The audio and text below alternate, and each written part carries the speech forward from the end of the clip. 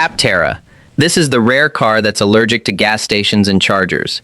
It runs largely on sunshine. Solar panels are built right into the body, and on a good day they hand you roughly 40 free miles, enough to cover the average commute without plugging in once. How? It's shaped like a teardrop on purpose, slipping through the air so cleanly the battery hardly works. That efficiency is why the top version claims a wild 1,000-mile range, far enough to drive from New York almost to Miami without stopping. It's only got 3 wheels and 2 seats and looks faintly ridiculous, but that weird shape is doing all the heavy lifting. Subscribe and stick around. The next one is even wilder. Sinclair C5. Imagine an electric car so low to the ground your face sits level with a lorry's exhaust pipe. That was the Sinclair C5, a one-person electric trike from 1985 and one of the most famous flops in British history. You lay back in an open plastic shell, steering with handlebars tucked under your knees, while a tiny motor pushed you to a heart-stopping 15 miles an hour. The battery often died within 10 miles, and there was no roof, so British rain went straight down your neck. When it ran flat, you pedaled the thing home. It sold so badly the company collapsed within months. Yet today, survivors are prized collectibles, and one madman even strapped a jet engine to his and hit 150. Peel P50. This holds the Guinness World Record for the smallest production car ever made, and the modern version runs purely on electric power. It's 54 inches long, under a meter wide, and built for exactly one adult and a shopping bag. That's the actual sales pitch. No back seat, no passenger, just you and the groceries. It's so small you can drive it through a doorway and into a building. Jeremy Clarkson famously took one into the BBC offices and parked it in an elevator. The electric version tops out around 28 miles an hour and weighs about as much as a large dog, so if you get stuck, you grab the handle on the back and drag it where you want. Less a car, more a phone booth that learned to drive. Microlino. This is a car you don't enter from the side. The whole front swings open, steering wheel and all, and you step straight onto the sidewalk. It's a modern electric bubble car, inspired by the tiny 1950s Assetto, and it's almost too cute to take seriously. It's barely 2.5 meters long, small enough that 3 can park nose first in one normal space. Under half a ton in weight, it tops out near 56 miles an hour, and depending on the battery, covers up to 140 miles on a charge. Next to a normal car, it looks like a toy that took a wrong turn, but in a packed city, it might be the smartest thing on the road. Hit subscribe if you want more mind-blowing cars like this. Gee whiz. In 2006, the best-selling electric car on the planet wasn't a Tesla, it was this. A tiny plastic bubble from India called the Gee Whiz. London adopted it because, as an electric quadricycle, it dodged the city's congestion charge and parked almost anywhere. It sat 2 adults, crawled to about 50 miles an hour if you were brave, and went roughly 50 miles per charge. The catch was safety. It was classed as a quadricycle, not a car, so it skipped proper crash tests, and reviewers were not kind about that. Top Gear named it the worst car of the year, then blew one up for fun. And yet for a while it quietly outsold every electric car in the world. Commuter cars Tango. This electric car is only 39 inches wide, narrower than some motorbikes, and that's the whole point. The Tango was built to slip between lanes of stuck traffic and park sideways in a quarter of a normal space.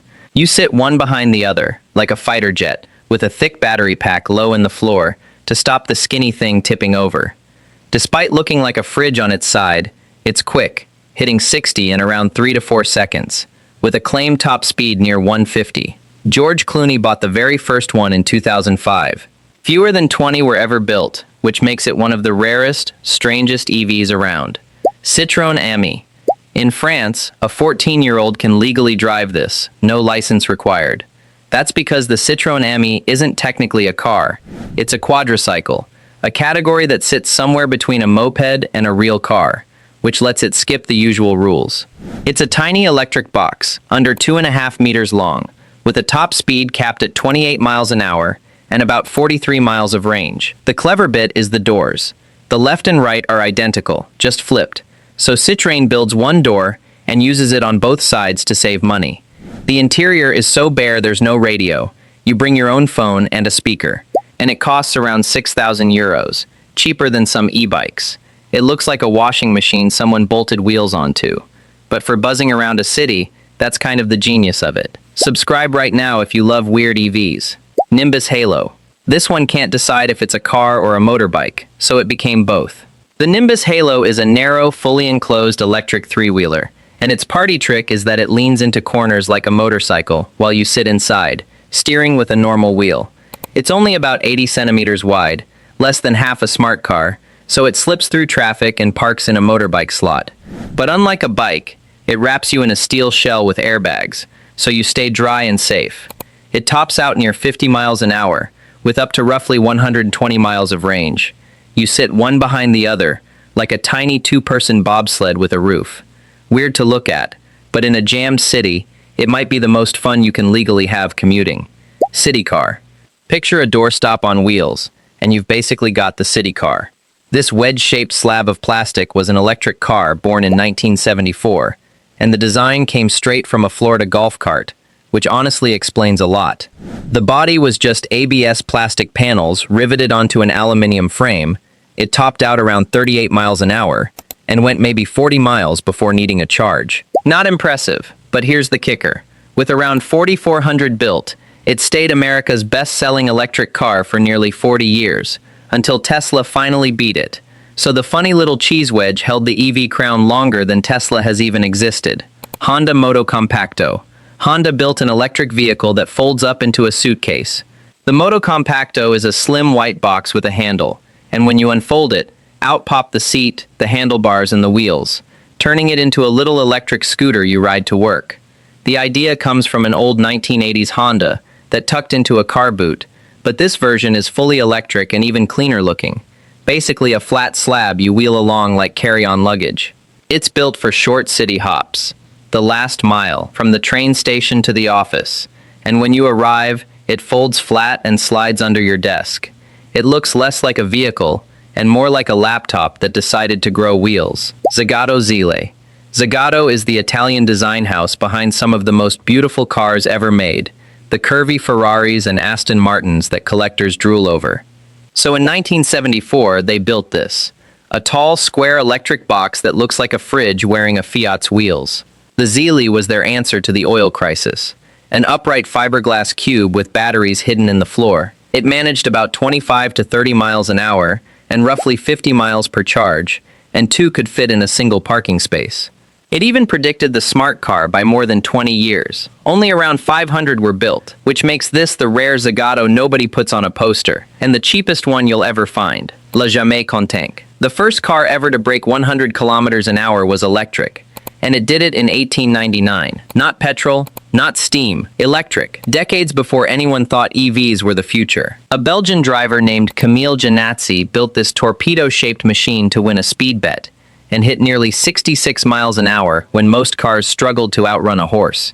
It looks like a rocket someone forgot to give wings, with the driver perched right on top in the breeze. Two electric motors drove the rear wheels, fed by a stack of heavy batteries that made up almost half its weight. The name means never satisfied, which fits, because right after this, petrol took over for the next 100 years. It's proof the electric car isn't new. We just forgot about it for a century. Electrobat. America's first successful electric car arrived in 1894, 2 years before Henry Ford built his first petrol machine. The Electrobat was basically a streetcar that escaped its rails, dragging a 1,600-pound lead battery so heavy the wheels needed steel tires just to hold it up. The early version weighed over 2 tons and crawled at about 20 miles an hour. But here's the strange part. It steered with the back wheels, not the front. Lighter versions soon became New York's first taxis, with over 100 humming around Manhattan by 1899, while gas cars were still coughing to life. The name just meant battery. Not very glamorous for the car that quietly beat petrol to the streets. Loaner Porsche. Before Porsche meant roaring sports cars, the very first one, built in 1900, was silent and electric. A 24-year-old Ferdinand Porsche designed it, and his clever trick was putting the motors directly inside the wheel hubs, so there were no gears, no chains, no transmission at all. It caused a sensation in Paris. Then Porsche went further and bolted on a petrol engine just to charge the batteries, inventing the hybrid car more than a century before the Prius. The downside was weight. The batteries alone could top a ton, which made the thing handle like a loaded wagon. That wheel hub idea was so far ahead of its time that NASA studied it to help build the lunar rover that drove on the moon. Which one is the weirdest to you? Comment and subscribe with notifications on so you never upcoming videos